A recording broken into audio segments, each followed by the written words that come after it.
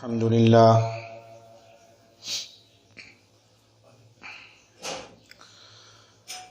لله نحمده ونستعينه ونستغفره ونؤمن به ونتوكل عليه ونعوذ بالله من شرور أنفسنا ومن سيئات أعمالنا من يهده الله فلا مضل له ومن يضلله فلا هادي له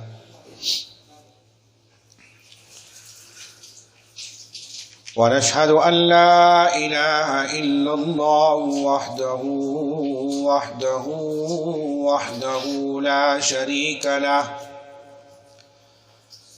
ونشهد أن سيدنا وسندنا وحبيبنا ومولانا وأولانا وأفضلنا محمدا عبده ورسوله أرسله بالحق بشيرا ونذيرا وداعيا إلى الله بإذنه وسراجا منيرا صلى الله تبارك وتعالى عليه وعلى آله وصحبه وبارك وسلم تسليما كثيرا كثيرا أما بعد فأعوذ بالله من الشيطان الرجيم بسم الله الرحمن الرحيم ألم تر كيف فعل ربك بأصحاب الفيل ألم يجعل كيدهم في تضليل وأرسل عليهم طيرا أبابيل ترميهم بحجارة من سجيل فجعلهم كعصف مأكول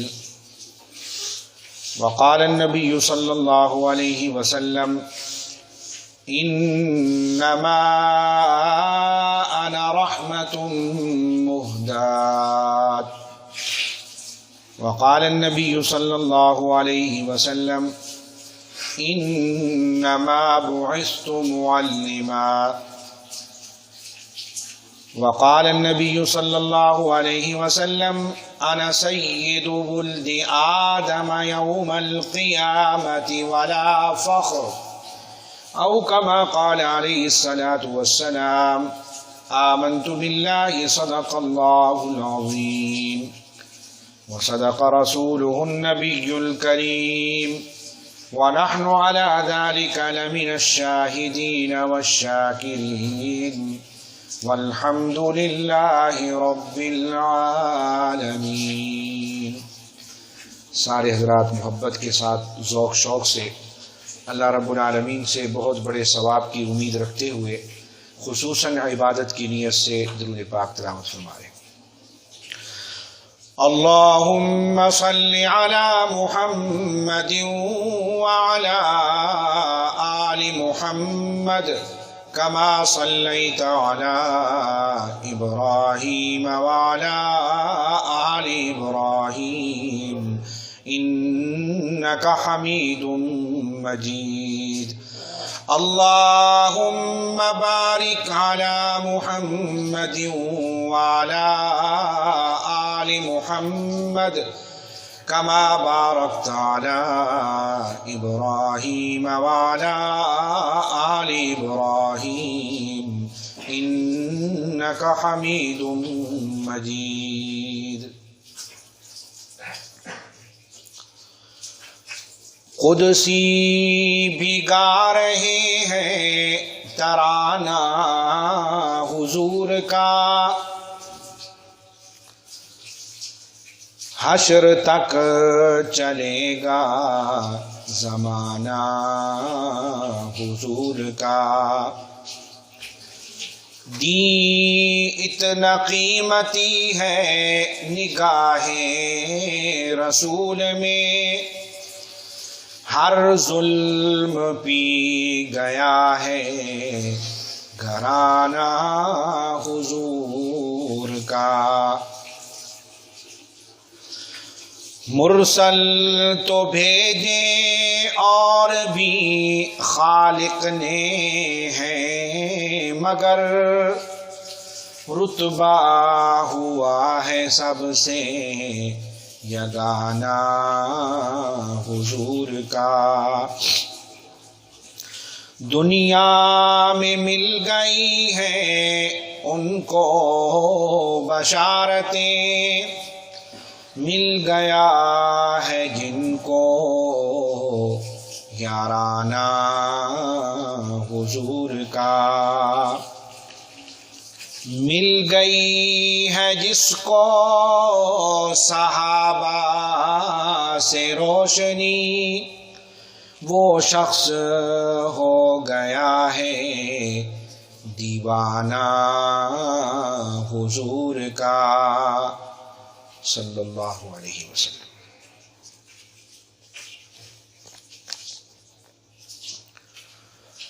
میرے واجب الاحترام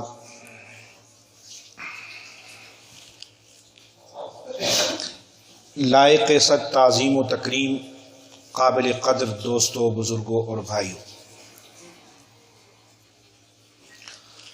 آج کے خطبہ جمعۃ المبارک میں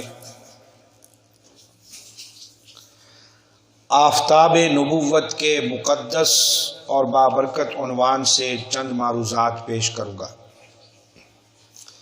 اللہ جل جلالہ وعم نوالہ حق بات کہنے کی توفیق بخشے اور ہم سب بھائیوں کو اس پہ عمل کرنے کی توفیق عطا فرمائے۔ قرآن مجید فرقان حمید کے آخری سپارے کی ایک سورت جسے سورہ فیل کہتے ہیں، یہ میں نے آپ کے سامنے تلاوت کی ہے۔ میلاد النبی صلی اللہ علیہ وآلہ وسلم کے حوالے سے ظاہری طور پر آپ یہ سوچیں گے کہ نبی علیہ السلام کی ولادت کا اس سورت سے کیا تعلق ہے؟ اس کا ظاہری کوئی جوڑ سمجھ نہیں آتا، کوئی ظاہری ربط اور تعلق سمجھ میں نہیں آتا۔ آج اسی پر گفتگو کرنا چاہتا ہوں۔ آپ اگر تھوڑی سی توجہ کریں تو میں اپنا موقف اور مسلک بھی آپ کو سمجھاؤں گا اور اس کا ربط بھی آپ کو سمجھا سکتا ہوں۔ جناب نبی کریم صلی اللہ علیہ وآلہ وسلم کے اعلان نبوت سے پہلے اور اعلان نبوت کے بعد کچھ واقعات ایسے جو خلاف عادت دنیا میں ظاہر ہوا،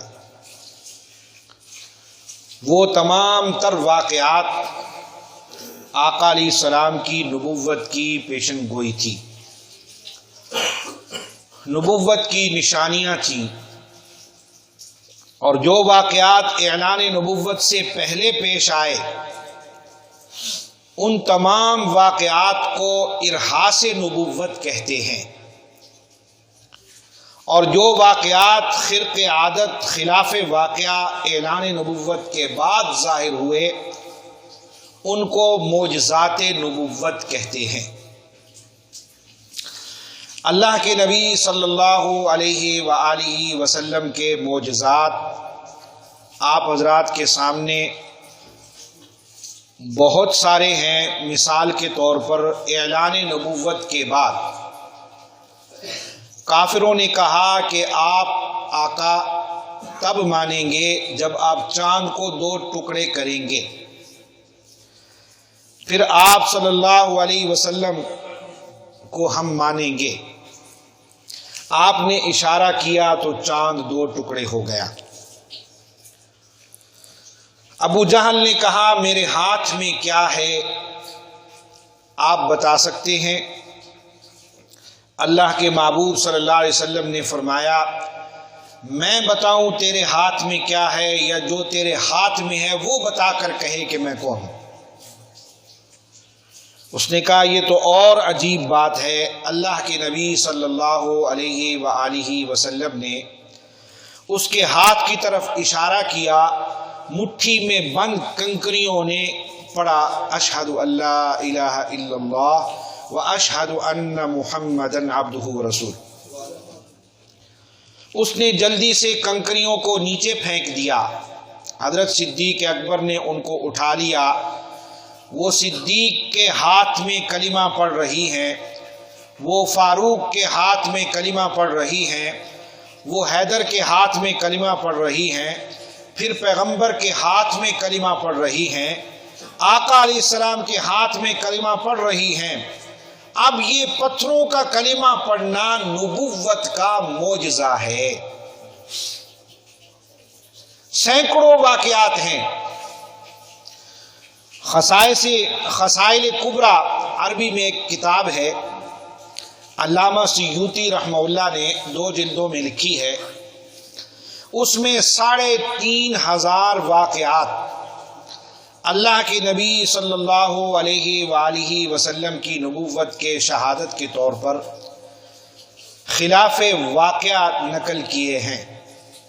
لوگوں نے وہ انمول واقعات احکامات دیکھی جو دنیا کے تصور و تخیل میں بھی نہیں، تو وہ 3500 واقعات کے بارے میں لکھا ہے کہ یہ سارے کے سارے رحمت عالم صلی اللہ علیہ وآلہ وسلم کی نبوت کے معجزات تھے۔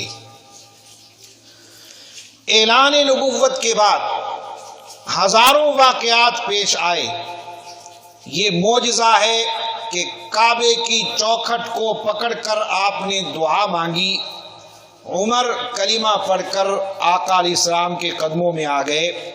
یہ معجزہ ہے کہ اللہ کے حضور ہاتھ اٹھا کر دعا مانگتے ہیں، آسمان پر بادل جمع ہو جاتے ہیں اور ہاتھ مبارک اپنے چہرے پر پھیرتے ہیں، می برسنا شروع ہو جاتا ہے۔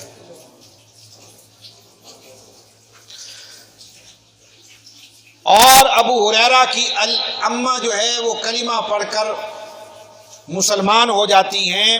یہ سب واقعات اعلان نبوت کے بعد ہیں۔ نبوت کے اعلان سے پہلے جب میرے آقا صلی اللہ علیہ وسلم دنیا میں ابھی تشریف نہیں لائے، کچھ واقعات اس وقت بھی ظاہر ہوئے، کچھ واقعات ولادت کے وقت بھی ظاہر ہوئے، کچھ واقعات ولادت کے بعد بھی ظاہر ہوئے۔ یہ تمام واقعات ارحاس نبوت ہیں، اور صرف حضور اکرم صلی اللہ علیہ وسلم کے لیے نہیں، محبوب سے پہلے بھی جتنے نبی آئے ہیں ان نبیوں کی زندگیوں میں بھی ایسے واقعات ظاہر ہوئے ہیں۔ بطور نمونہ کے مثال کے طور پر چند عرض کرتا ہوں۔ جناب عیسیٰ ابن مریم، عیسیٰ علیہ السلام کی پیدائش ہوئی، وہ 3 دن کے تھے۔ 3 دن کا بچہ کیا چیز ہوتا ہے، ماں کی گود میں تھے، الزام لگایا گیا عیسیٰ مریم کا بیٹا نہیں، مریم کا تو شوہر ہی کوئی نہیں، یہ کہاں سے آ گیا ہے؟ ماں پہ غلط الزام لگ رہا ہے۔ اب ماں سے لوگ پوچھتے ہیں یہ کہاں سے لائی ہے؟ قرآن کہتا ہے، وہ بچے کی طرف اشارہ کر کے کہتی ہے فَأَشَارَتْ إِلَيْهِ، اس سے پوچھو، مجھ سے کیوں پوچھتے ہو؟ اب کافر کہتے ہیں 3 دن کا بچہ ہے، یہ کیا بولے گا؟ مگر جب اس بچے نے کہا چلو ہم سے پوچھتے ہیں، یہ بچہ کیا بولے گا؟ تو کہاں سے آیا ہے؟ تو 3 دن کا بچہ ماں کی گود میں کہتا ہے انی عبد اللہ آتانی الکتاب، میں اللہ کا بندہ ہوں، اللہ کا رسول ہوں، اللہ نے مجھے کتاب عطا کی ہے اور مجھے نبی اور رسول بنا کر بھیجا ہے۔ یہ 3 دن کا بچہ ماں کی گود میں بول رہا ہے، یہ معجزہ نہیں، یہ معجزہ نہیں۔ اب ہمارے ہاں کوئی ایکسیڈنٹ ہو جائے اور کوئی آدمی ایکسیڈنٹ ہونے کے باوجود اللہ اس کی حفاظت فرمائے اور کوئی خراش تک نہ آئے تو کہتے ہیں جی معجزہ ہو گیا۔ بہت غلط بات ہے۔ نبیوں کا کام تو نہیں ہو گیا یہاں پر، وہ تو نبی نہیں ہے۔ اللہ کے دوست، اللہ کے ولیوں کے ہاتھ میں اگر کوئی ایسا کام ہو جائے تو کرامت تو کہا جا سکتا ہے، معجزہ نہیں ہے۔ اصطلاحات سوچ سمجھ کر ادا کیے جائیں۔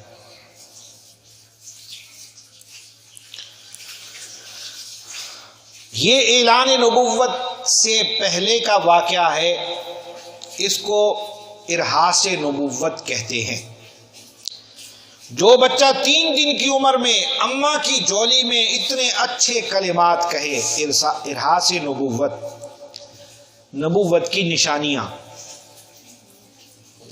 ہمارے آقا صلی اللہ علیہ وسلم کی ولادت کے وقت بھی واقعات پیش آئے۔ اماں کہتی ہیں جب آقا علیہ السلام کی ولادت باسعادت ہوئی میں حیرت میں ڈوب گئی، بچہ میرے ہاتھ میں آنے کی بجائے ایسے لگتا ہے جیسے اس نے سر سجدے میں ڈال دیا ہے۔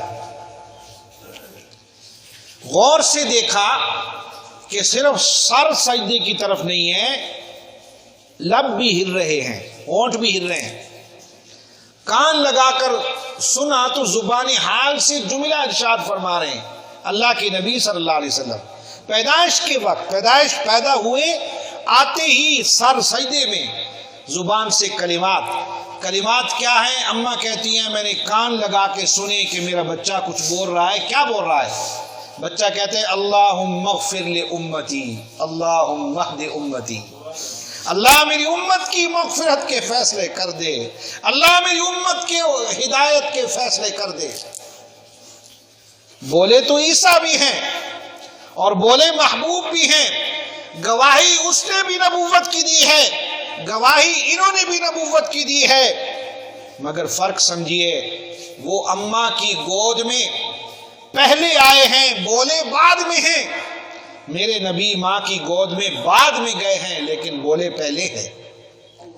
جب عیسیٰ بولے ہیں تو انہوں نے اپنی نبوت کا اعلان کیا، انہوں نے اپنی نبوت کی فکر کی ہے۔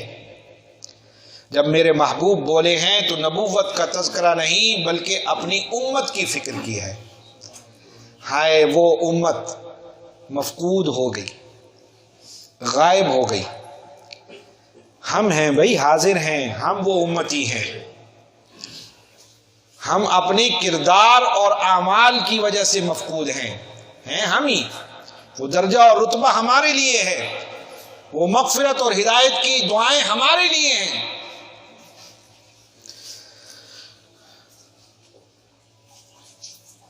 موسیٰ پیدا ہوئے، اماں نے صندوق میں بکسے میں بند کر کے دریا کے حوالے کر دیا۔ قرآن کہتے ہیں وَأَوْحَيْنَا إِلَىٰ أُمِّ مُوسَىٰ، ہم نے موسیٰ کو وحی کی، گھبرا نہیں، اس کو دریا میں ڈال دے، ہم تیرا ہی دودھ پلائیں گے، کسی اور ماں کا دودھ اس کو نہیں پلائیں گے۔ موسیٰ کے متعلق قرآن نے کہا وَحَرَّمْنَا عَلَيْهِ الْمَرَاضِعَ، میں اپنی طرف سے نہیں کہہ رہا، قرآن کہہ رہا ہے ہم نے اس پر حرام کر دیا وہ کسی اور عورت کا دودھ پیے۔ وَحَرَّمْنَا عَلَيْهِ الْمَرَاضِعَ، اب جو بچہ نومولود ہو اسے دریا میں ڈال دیا گیا ہو، وہ دریا کے پانی میں بہتا ہوا بادشاہ وقت کی سلطنت میں پہنچا ہو اور اس کے دربار سے اس کو نکالا گیا ہو، عورتیں اکٹھی ہو گئی ہوں۔ میں سارا قصہ نہیں سنانا چاہتا، بس تھوڑا سا. ہر داعیہ اس کو پکڑتی ہے، پکڑ کر اپنے سینے سے لگاتی ہے. موسیٰ علیہ السلام منہ دوسری طرف کر لیتے ہیں، قبول نہیں کرتے. ہر داعیہ کہتی ہے بادشاہ وقت مجھے سپرد کر رہا ہے، ہیرے جواہرات سے کھیلوں گی اگر اس بچے کو میں دودھ پلاؤں.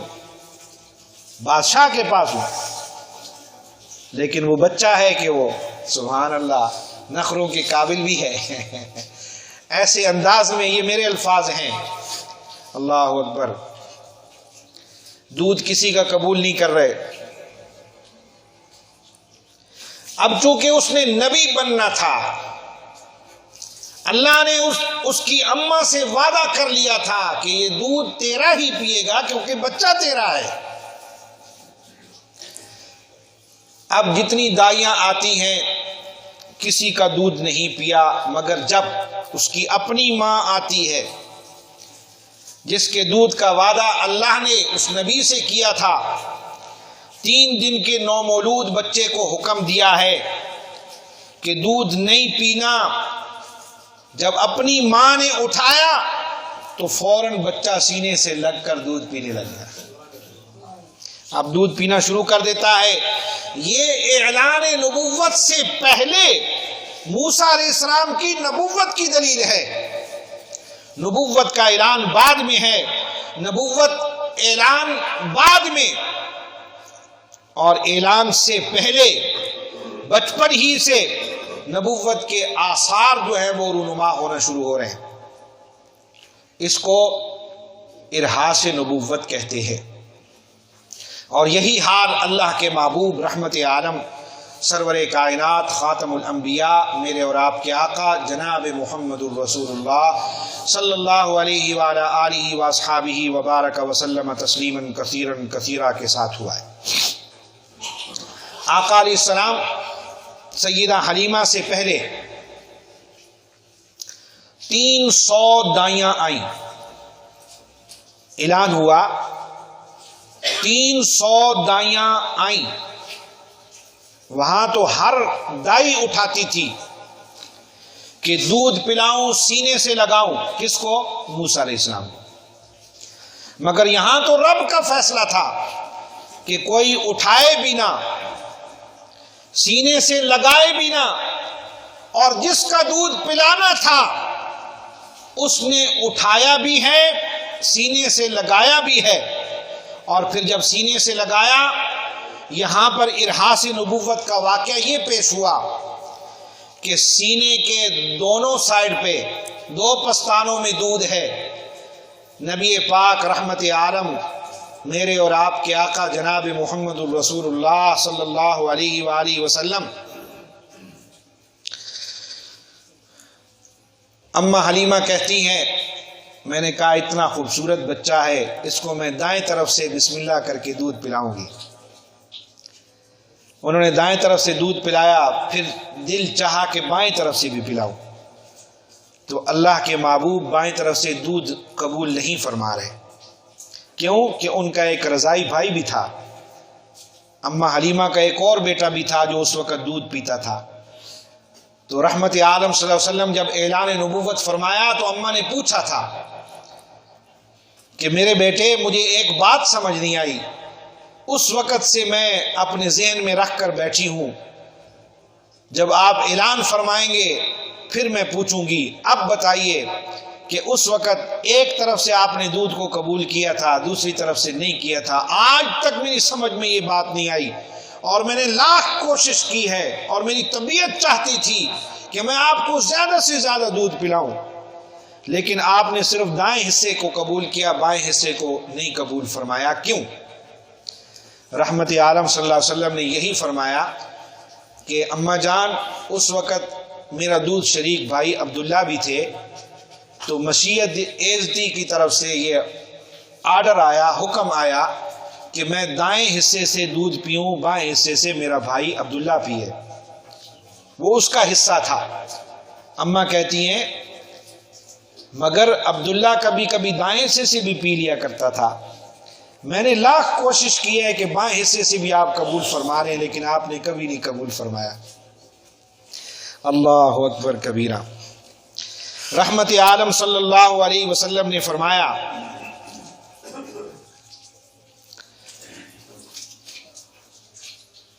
کہ میں امت کو انصاف کا سبق دینے کے لیے آیا ہوں، مشیت ایزدی کے مطابق میرے حصے میں یہی ترتیب دیا گیا تھا، اگر میں اس وقت بھی اپنے بھائی کے حصے سے دودھ پی لیتا تو دنیا کہتی کہ جو اپنے بھائی کو انصاف نہیں دے سکا وہ پوری امت کو اور پوری دنیا کو کیا انصاف کے سبق پڑھائے گا۔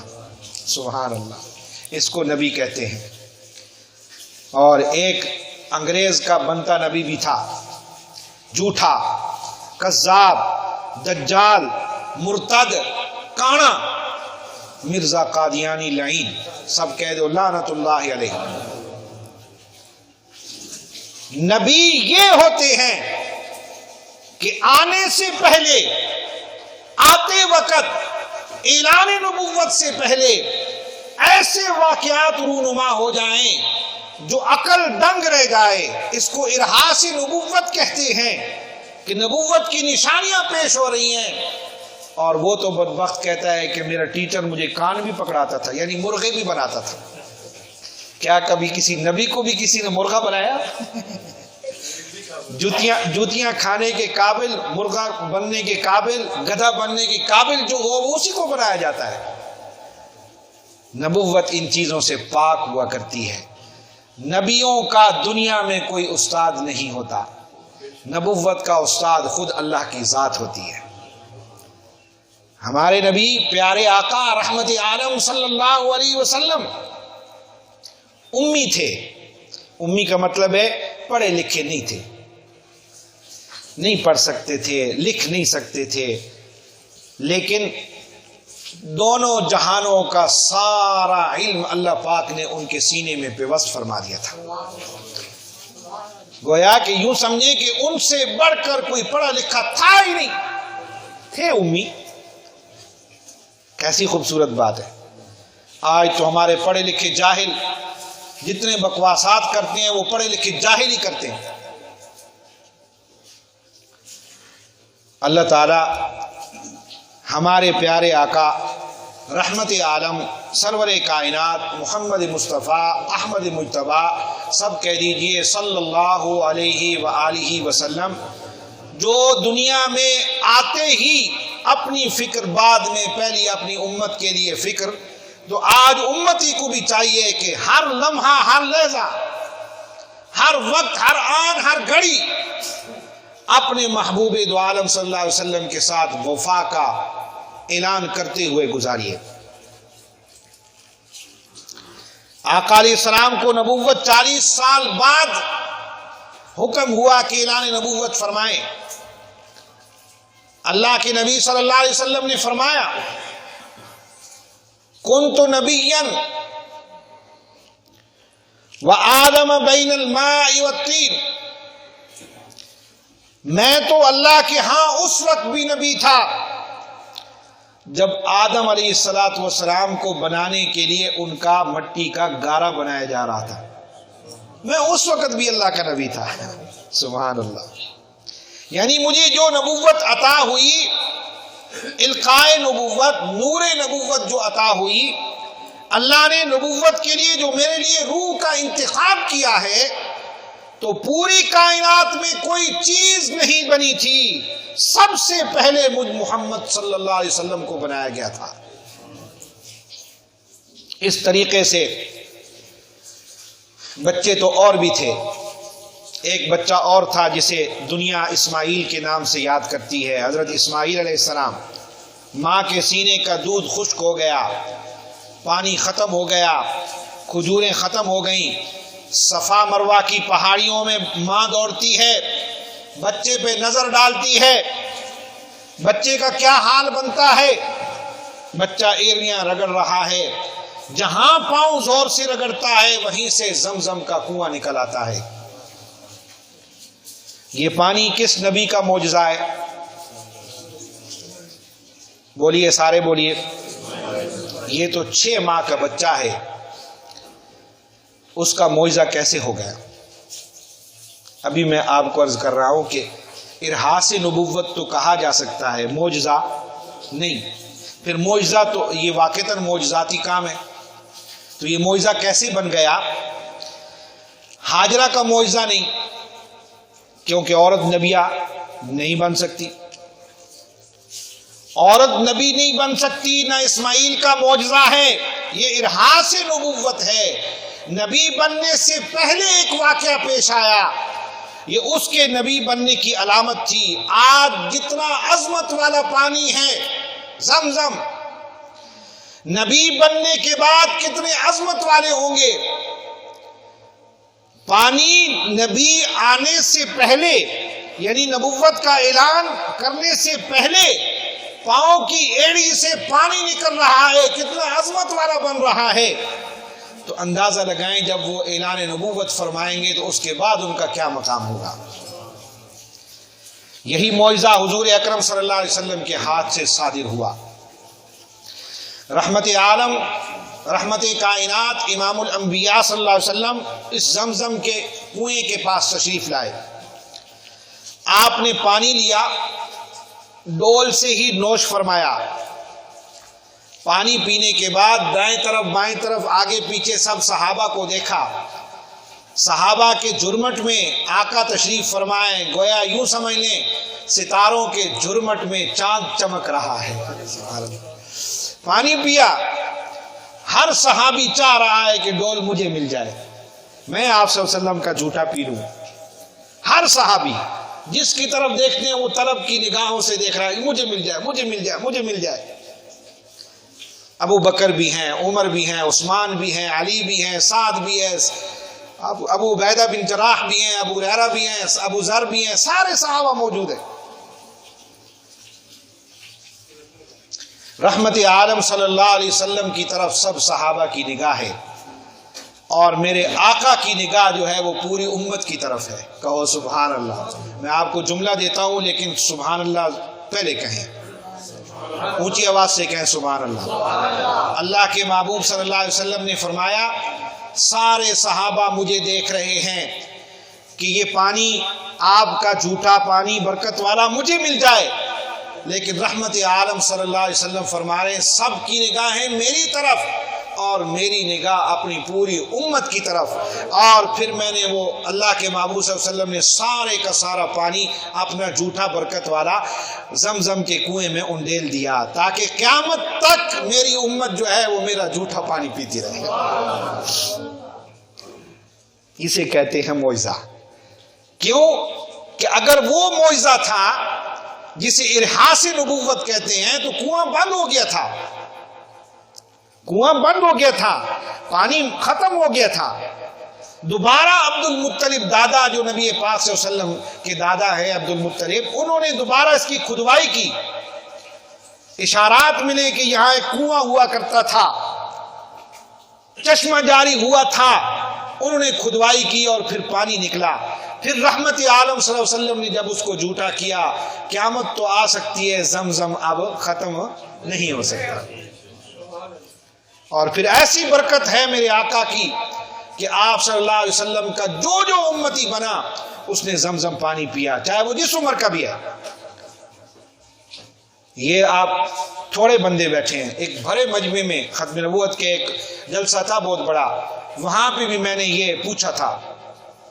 آپ سے اگر پوچھوں کوئی بندہ ایسا ہے جس نے زمزم پانی نہیں پیا؟ ہاتھ کھڑا کر دے۔ سب نے پیا ہے نا؟ تو یہ تو الحمدللہ رب العالمین تھوڑے بندے بیٹھے ہیں، وہاں لاکھوں کا مجمع تھا۔ میں نے کہا کوئی ایک بندہ، ایک بچہ چھوٹا سا ہو، وہ کہہ دے کھڑے ہو کر کہ میں نے زمزم نہیں پیا۔ کوئی ایک بھی نہیں تھا۔ سبحان اللہ، یہ میرے آقا صلی اللہ علیہ وسلم کی برکت ہے۔ تو میرے دوستو، میرا نبی، میرا پیارا نبی، کتنا پیارا نبی، ساری دنیا کا ہے وہ دلارا نبی۔ سبحان اللہ کہو۔ امتی امتی امتی امتی، روز محشر میں ہوگی فکر نبی، ہو سلامت، ہو سلام و درودوں کا گجرا نبی، میرا پیارا نبی، کتنا پیارا نبی، ساری دنیا کا ہے وہ دلارا نبی۔ اللہ میرے آقا صلی اللہ علیہ وسلم کی ختم نبوت اور آپ کی ناموس کے لیے ہمیں آپ کے ساتھ وفا کرنے کی توفیق نصیب فرمائے۔ آئے روز کفار، یہود و نصارہ، دشمن میرے آقا صلی اللہ علیہ وسلم کے خاکے بنا رہے ہیں، خاکے شائع کر رہے ہیں، لیکن ہم لوگ ذرا بھی اتنا تو کہتے ہیں کہ لعنت بے شمار، عملی طور پر ہم میدان میں نظر نہیں آتے۔ ہم آپ کو یہ نہیں کہتے کہ آپ اپنی دکانیں بند کر دیں، ہم آپ کو یہ نہیں کہتے کاروبار ٹھپ کر کے آپ سراپا احتجاج بن کر ہر وقت سڑکوں پر آ جائے، لیکن کم از کم اتنا تو کر دیں کہ ان کی مصنوعات کا بائیکاٹ کر دیں۔ ان کو مالی طور پر آپ لوگ جو منڈی کا کوئی بائیکاٹ کر دے تو مجھے بتائیں کہ سب سے پہلے سارے رونا شروع ہو جائیں گے، سب تاجر۔ دیکھیں جی کوئی بندہ ہی نہیں آ رہا، صبح سے بیٹھے ہوئے چپ کر کے، بچوں کو کیا کھلائیں گے؟ یہاں بائیکاٹ ہو گیا، ہم کاروبار کہاں لے کر جائیں؟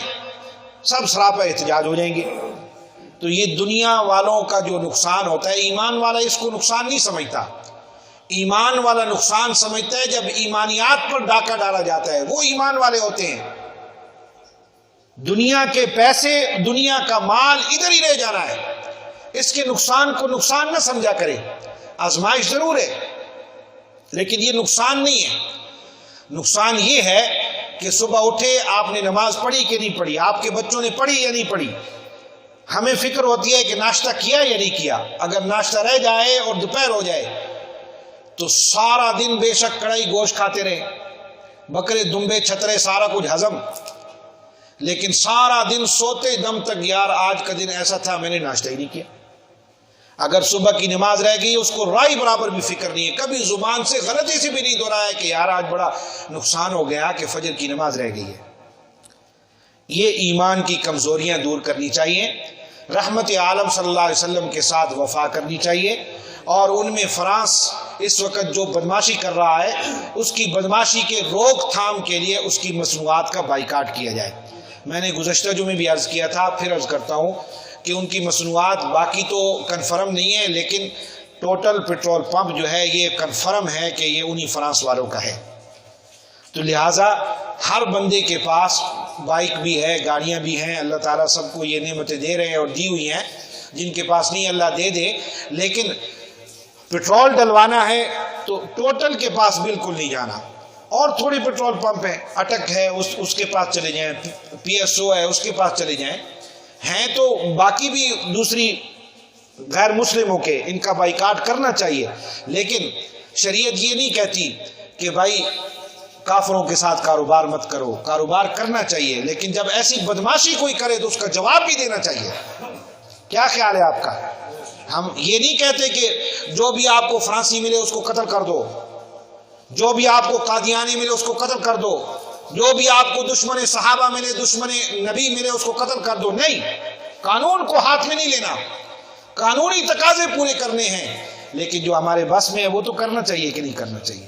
معاشی طور پر آپ ان کا بائیکاٹ کریں گے، وہ اپنی موت آپ مر جائیں گے انشاءاللہ، اور دوبارہ جرأت نہیں کر سکیں گے۔ اللہ تعالیٰ اپنے نبی صلی اللہ علیہ وسلم کی ہمیشہ حفاظت رکھی ہے، اور اللہ کے نبی اور اللہ کے دین اسلام کی ہمیشہ حفاظت رہے گی، اور جھنڈا ہمیشہ نبی پاک صلی اللہ علیہ وسلم کا ہی بلند ہوگا، آپ کی ختم نبوت کا جھنڈا ہمیشہ بلند رہے گا۔ کافر جتنے بھی ہوں گے یہ سب کتے کی موت مریں گے انشاءاللہ العزیز۔ دو ہی ٹھکانے ہیں، یا جنت یا جہنم۔ دنیا جو ہے وہ کافروں کے لیے جنت ہے، مسلمانوں کے لیے قید خانہ ہے۔ قید خانے سے مراد سلاخوں کے پیچھے قید خانہ نہیں، قید خانے سے مراد رسول اللہ علیہ وسلم کی وفا میں زندگی گزارنی ہے، آپ کے طریقوں کے مطابق زندگی گزارنی ہے، کاروبار کرنے، جھوٹ نہیں بولنا، ناپ تول میں کمی نہیں کرنی، دھوکہ نہیں دینا، فراڈ نہیں کرنا، یہ سارا نظام ہے۔ سود نہیں کھانا، جن چیزوں سے منع کیا ہے، یہ چند چیزیں ہیں منع کی ہیں اور وہ بھی ہم پر بھاری ہیں۔ 100 میں سے چند چیزوں پر وہ ہمیں بھاری لگ رہی ہیں، اور 95 96 جو اجازتیں ہیں اس کی کوئی گنتی نہیں کرتا کہ کتنی نعمتیں خدا تعالیٰ نے دی ہوئی ہیں۔ تو اس لیے میرے دوستو، اللہ کے نبی صلی اللہ علیہ وسلم آج کی پوری تقریر کا لب لباب اور خلاصہ آفتاب نبوت پر میں نے گفتگو کی ہے، اور جو نبوت سے پہلے واقعات رونما ہوئے اعلان نبوت سے پہلے، اس کو ارحاس نبوت کہتے ہیں، اور جو نبوت کے اعلان کے بعد جو واقعات رونما ایسے ہو جائیں جو عقل جس کو دیکھ کر دنگ رہ جائے، اس کو معجزات نبوت کہتے ہیں۔ انشاءاللہ زندگی نے وفا کی تو اس سے آگے آئندہ جمعے کو، کیونکہ مطالب ہیں بہت، وقت دعا کچھ کہہ نہیں سکتا، الہی فضل فرمائے اس کے سوا کچھ کہہ نہیں سکتا۔ الہی یہ توفیق ہمیں عطا ہو، کریں کام وہ میرے اللہ جس میں تیری رضا ہو۔ آمین۔ وآخر دعوانا ان الحمدللہ رب العالمین۔